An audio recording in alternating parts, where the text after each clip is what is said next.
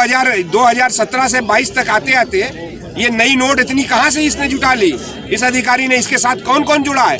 ये भारतीय जनता पार्टी से जुड़े हुए लोग हैं, इनका ये कार्यकर्ता है और इसने जो है चंदा देने से इनकार किया, इसलिए भारतीय जनता पार्टी के लोगों ने इनके ऊपर यह कार्य। उदयभान सिंह डॉक्टर से लेकर ये तमाम लोगों के बारे में मीडिया की हिम्मत नहीं है। योगी कार्रवाई नहीं कर सकते, मोदी कार्रवाई नहीं कर सकते और पूरे देश को जो बेचने का कुचक्र रखा जा रहा है अडानी अंबानी का ये गुलाम।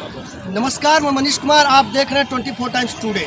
इस वक्त मैं वाराणसी जिले के प्रधानमंत्री के संसदीय क्षेत्र बनारस में हूँ। यहाँ पे नदेसर पर कटिंग मेमोरियल फील्ड में मैदान में आया हूँ। यहाँ पे आज जूही सिंह का आगमन है। आज यहाँ पे कुछ सपा समर्थक बैठे हैं, वरिष्ठ नेता लोग बैठे हैं। यहाँ पे उनसे बात करेंगे इस बार सपा की सरकार किस तरह से 2022 के विधानसभा चुनाव में अपना वर्चस्व कायम करता है।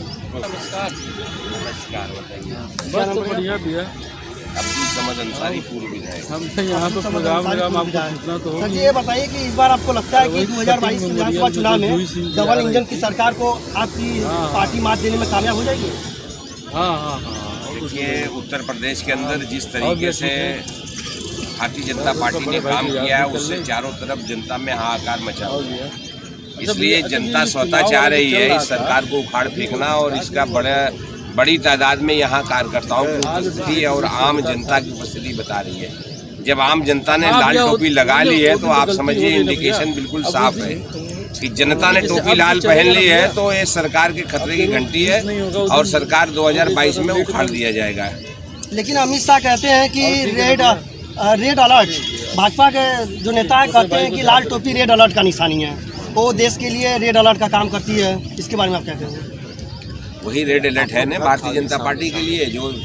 जो जनता ने उनको सन 2017 में जनादेश दिया था, उस जनादेश के विपरीत इन्होंने काम किया। शहर का, प्रदेश का विकास रोक दिया, नौजवानों को रोजगार नहीं दिया, किसानों को व्यवस्थाएं नहीं दी, किसानों की सब्सिडी माफ नहीं की, किसानों को उचित मूल्य नहीं दिया, खाद्य सामग्री उपलब्ध नहीं कराई और आम जनता को, आम नागरिक को, बनारस है, यहाँ गंगा जमनी तहजीब चलती है, यहाँ बनारसी साड़ी उद्योग है, यहाँ का पान मशहूर है, यहाँ के बनारसी साड़ी उद्योग पे इन्होंने महंगाई की मार लगाई है। कपड़े के ऊपर 12% GST लगाने का ऐलान किया है। इससे तमाम लोगों में आक्रोश है, गुस्सा है, जो सन 22 में जनता बूथ पर निकालेगी और भारतीय जनता पार्टी को उखाड़ देगी। पक्ष हमेशा आरोप लगा रहा है कि विपक्ष का जब सरकार था तो उसमें गुंडा राज कायम था, सुनवाई नहीं होती थी, लेकिन आज ऐसा नहीं है। आज योगी सरकार में हर लोग को एकदम स्वतंत्र रूप से जी रहे हैं, उनका हर तरह से कल्याण हो रहा है। इसके बारे में आप क्या कहेंगे? देखिए, उत्तर प्रदेश के अंदर और पूरे देश के अंदर जनता देख चुकी है कि गुंडा कौन था और कौन गुंडाई कर रहा है। आज उत्तर प्रदेश के अंदर आप देखिए, कानून व्यवस्था नाम की कोई चीज़ नहीं है। कानून का खुला उल्लंघन हो रहा है, न्यायालय का खुला उल्लंघन हो रहा है। उत्तर प्रदेश के सबसे गुंडा, सबसे बड़े मंत्री और मुखिया बने बैठे हुए हैं, अपना मुकदमा स्वतः समाप्त कर रहे हैं और दूसरे को गुंडा बता रहे हैं। लेकिन उन्होंने बताया है कि अभी भाजपा वाले कह रहे हैं कि हमारी जो पार्टी 4.5 सालों में एक बार भी दंगा नहीं हुई, हम हिंदू मुस्लिम का समन्वय आपस में लेकर चल रहे हैं, इसी कारण से दंगा नहीं हुई। जबकि अमित शाह ने कहा कि सपा के राज्य में 700 जगहों पर दंगा हो चुकी है।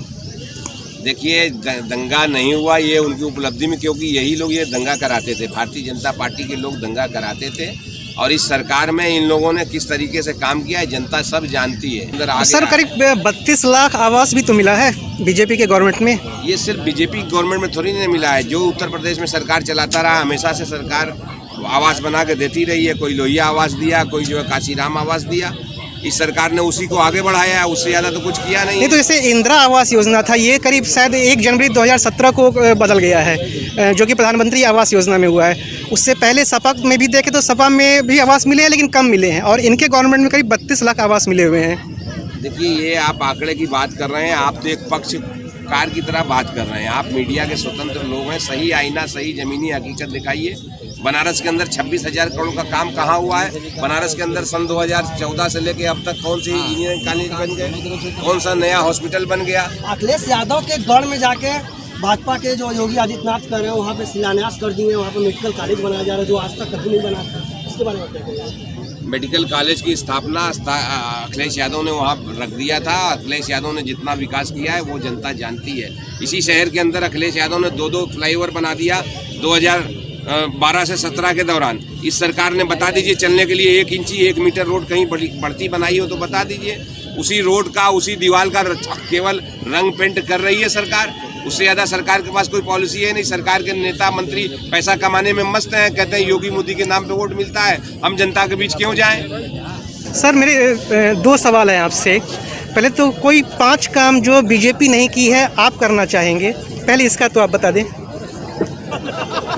आप मुझे बीजेपी के 5 काम बता दीजिए। 5, 7, 14 से लेके 22 तक, 17 से लेके 22 तक उत्तर प्रदेश के योगी राज के 5 प्रमुख कार्य आप बता दीजिए हमको। हम तो एक काम की 1000 लिस्ट बता देंगे अखिलेश जी के। आप 5 काम बता दीजिए योगी जी का। हमारे शहर बनारस के अंदर 5 बड़ा काम बता दीजिए। क्या किया इन्होंने? 2007 से वो बाबतपुर फ्लाईओवर बन रहा था। 2007 से किसकी सरकार थी केंद्र में? उत्तर प्रदेश में किसकी थी? यही योजना पूरी हुई है ना? क्या विकास हुआ बताइए? शहर के अंदर आप देखिए चलने के लिए 1 इंच जगह सही नहीं बची है। अगर आपको चौक मैदागिन छोड़ दिया जाए, मैदागिन से काशी विश्वनाथ जी जाते जाते 1 घंटा लग रहा है आपको। सही है या गलत है आप बताइए मीडिया के लोग। विकास किसको कहते हैं? हमारे पैदाइश से पहले जितनी चौड़ी रोड थी, आज मेरी उम्र हो गई है और आज तक उतनी ही रोड है, इसको विकास कहेंगे आप? गरीबों के घर में चूल्हा जलाया जाता था, परेशानी होती थी। उज्ज्वला योजना के तहत सिलेंडर बांटते हैं हमारे प्रधानमंत्री, 2-2 बार बांटे हैं। क्या ये उपलब्धि नहीं है इनका? यही बात हम कह रहे हैं कि जो प्रधानमंत्री से हमको जवाब सवाल करना है उसका जवाब आप देते हो कि घर घर में उज्ज्वला दे दिया, घर घर में खाता खुलवा दिया था। क्या अंजाम हुआ बताओ हमको? सारे खाते सीज हो गए। हजारों रुपए से उसको जो है मेंटेनेंस चार्ज देना पड़ रहा है। गरीबों को उज्ज्वला के नाम पर शुरुआत में योजना ला गई, सब सब्सिडी दी गई। सब्सिडी क्यों बंद कर दी गई?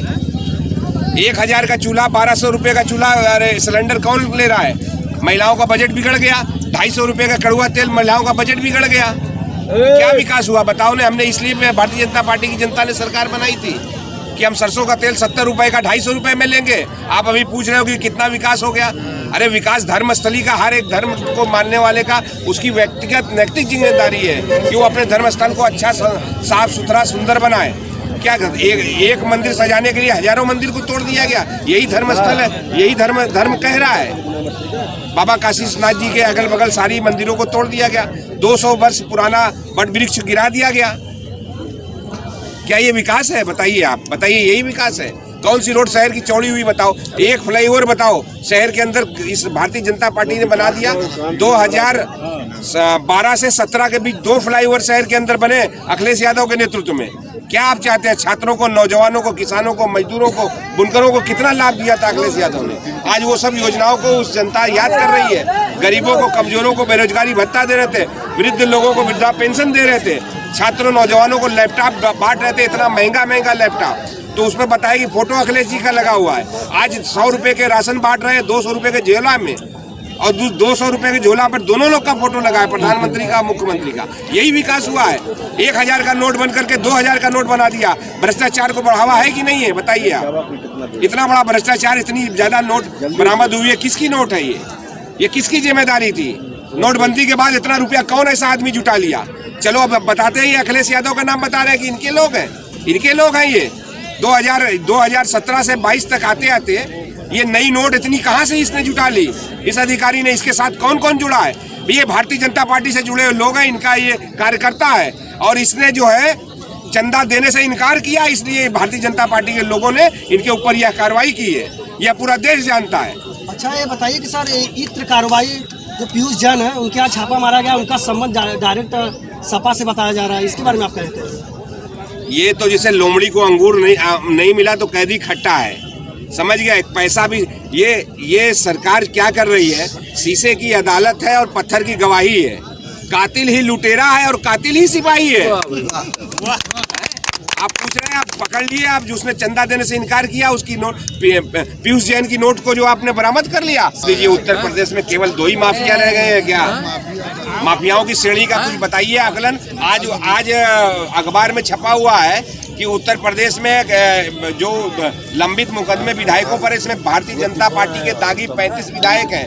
मुख्यमंत्री और उप मुख्यमंत्री पर 50-50 मुकदमे थे जिसमें गंभीर धाराओं में थे 302 से लेके 307 से लेके दंगा से लेके सारी धाराओं में इन लोगों ने अपना मुकदमा अपने हाथों से हटा लिया है। इसीलिए हमने कहा है कि शीशे की अदालत है और पत्थर की गवाही है, कातिल ही लुटेरा है, कातिल ही सिपाही है। हाँ सर, नमस्कार, बताइए।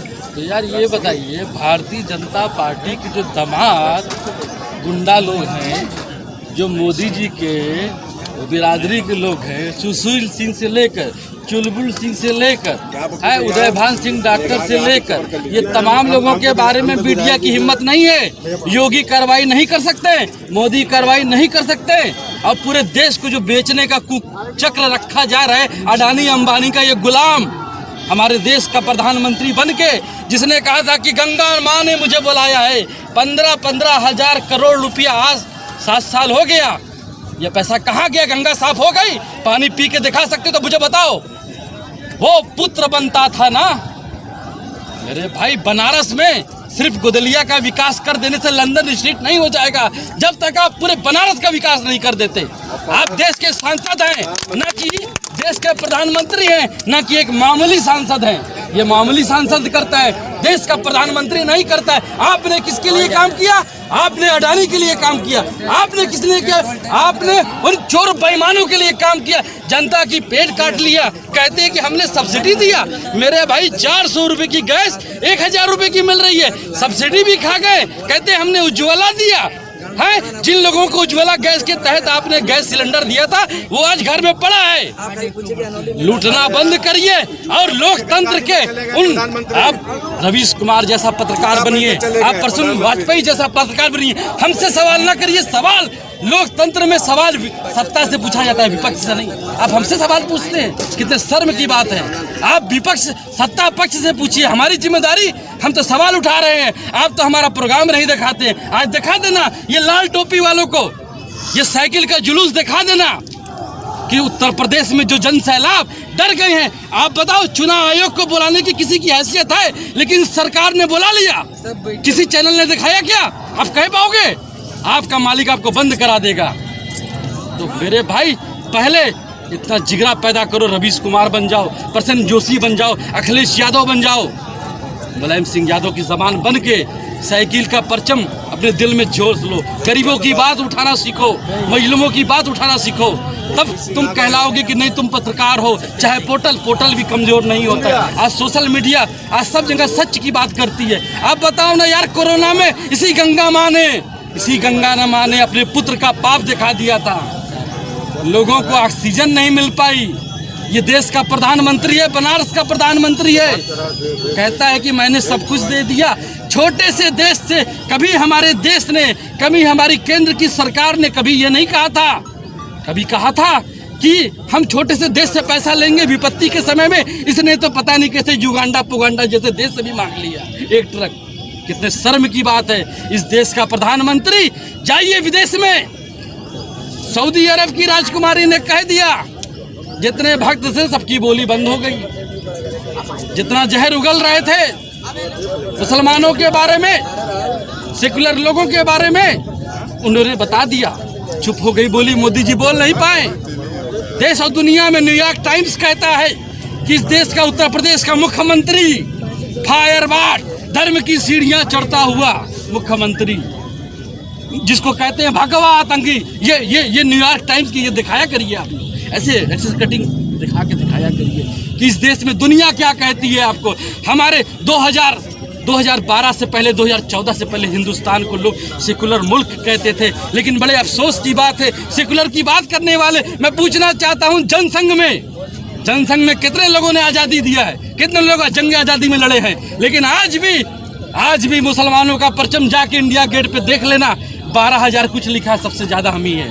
और हम ही को कहा जाता है कि देश के गद्दार। अरे गद्दार तो वो है जनसंघ जो लोगों को मिसगाइड करके आज बन बैठे। लोग अपने पेट की आग से बर्बाद हैं, परेशान हैं, और आप क्या कह रहे हैं? और यह देश चमक रहा है। चौकीदार चोर है, चोर है, चोर है, चौकीदार चोर है, चोर है, चोर है, योगी मोदी